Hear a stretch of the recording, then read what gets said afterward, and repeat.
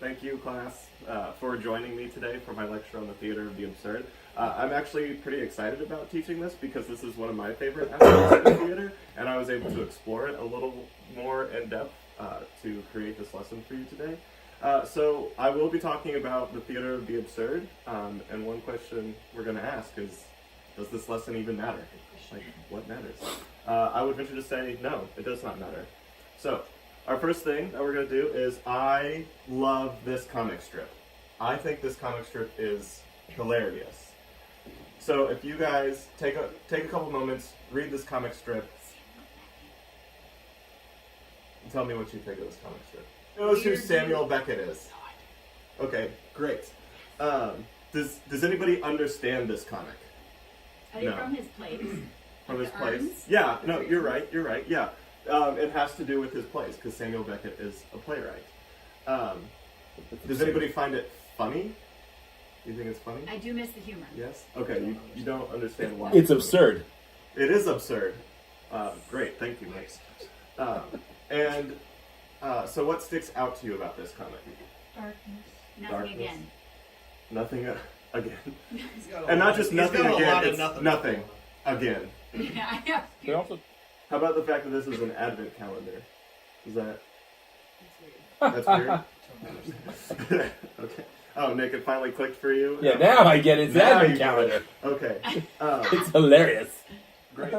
Alright, so I want to let you guys know what I'm going to try and cover so that you can understand this comic. First, who Samuel Beckett was and his contemporaries, who they were, and why they were important. So yes, Julia, you are completely right. Samuel Beckett is a playwright. So I'm going to tell you who he was, who his contemporaries were, and why they were important. One, the historical precedents for why these playwrights and artists did what they did and why they wrote ridiculous things about abandoned bicycles, carrots, turnips, and nothing. Again. We're going to look at some major works and themes that they wrote, so you guys all know what those are and have an introduction to those plays. And hopefully you should be, by the end of this class, you should be able to point to any one of these panels, any one of these little advent calendar things, and be able to very pretentiously give me a description of why that is in the Sam Beckett advent calendar. Alright, so here we go. What we're going to start with is World War II. A little known era in history, not very popular. Has anybody actually heard of World War II before? No? Okay, you've heard of it, nobody's really familiar with it? Okay. Any idea as to why World War II was important? Like, legitimately asking. I know you all know what World War II was. So, like, legitimately. So, there's this famous theater critic named Martin Esslin, and he's the one that coined the term theater of the absurd. And this is what he has to say about it. He says, the theater of the absurd tends toward a radical devaluation of language, toward a poetry that is to emerge from the concrete and objectified images of the stage itself. The element of language still plays an important part in his conception, but what happens on the stage transcends and often contradicts the words spoken by the characters. So does anybody want to summarize that for me? Or at least take a shot at summarizing? You say one thing, but do the opposite or something completely unrelated. Yeah, it's as simple as that. Like, what you're seeing on stage doesn't really have a bearing on what's actually happening in front of you. So yeah, you're completely right, Karen. And so what, you guys have any idea what this means in, like, normal people terms? Like, as individuals that, like, don't really participate in the theater very much. Like, what does that mean for you? Like, what are you going to be viewing on stage? Something that could be confusing. Something that could be confusing, and probably is very confusing. Next, and this is probably the biggest figure for the absurdist theater, is Eugene Ionesco. He kind of didn't, but also did learn English, but I'll get into that in a second. He is a true absurdist playwright.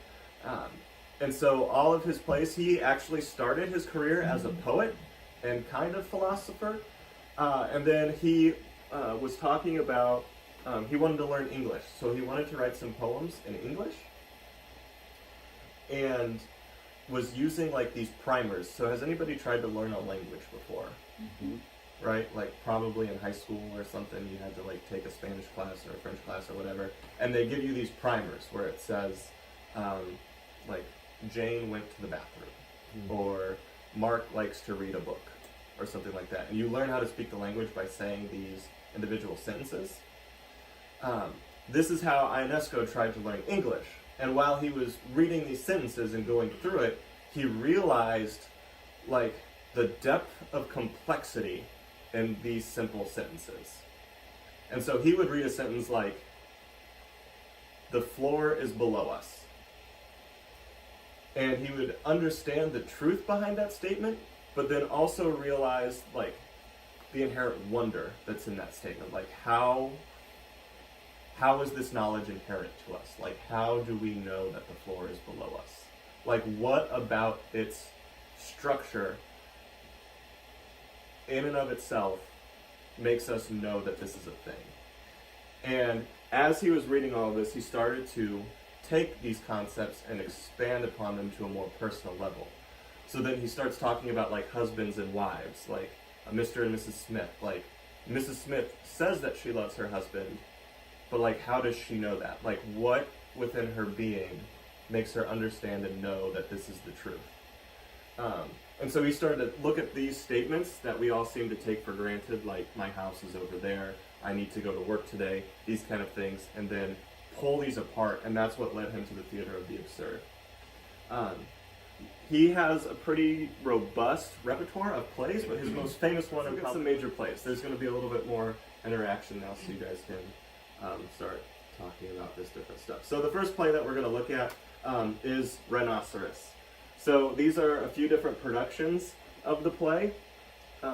I really do not know what's going on right here, but this is a lecture about absurdism, so I put it in there.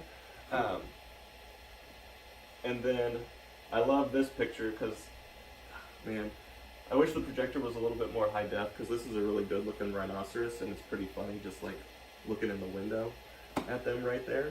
And then this, I want you guys to take a look at this picture. And so if I told you that Rhinoceros is a play about a small town that eventually gets destroyed by these people that keep turning into rhinoceroses, what do you think this play is about? Like, what would be the subtext of this play? And I point to this picture because this will give you a big hint if you're familiar with fairly current events. What was that, Julia? The KKK. Yeah, and on a wider scale, fascism. Fascism. It's about the rise of fascism. Yeah, and so, like what happened a little over a year ago? The riots in Charlottesville, right? Where we had a bunch of neo-Nazis that were holding tiki torches. So I'm guessing this is a pretty recent production because we've got the rhinoceroses holding tiki torches here for a very relatable callback. But that's what this play is about. It's about fascism. And it shows this kind of like hopelessness and like ridiculous way to stand up against fascism. And it again points to like these characters' struggles against trying to stand up to these different ideologies in a world that doesn't really make a whole lot of sense.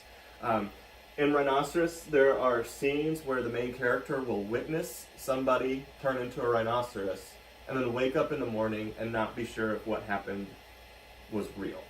And then the audience is also left to speculate, was he just dreaming? Did I just witness a dream sequence, or did this actually happen? Because all the destruction that we see we don't see the rhinoceroses causing destruction. We only hear about it happening off stage.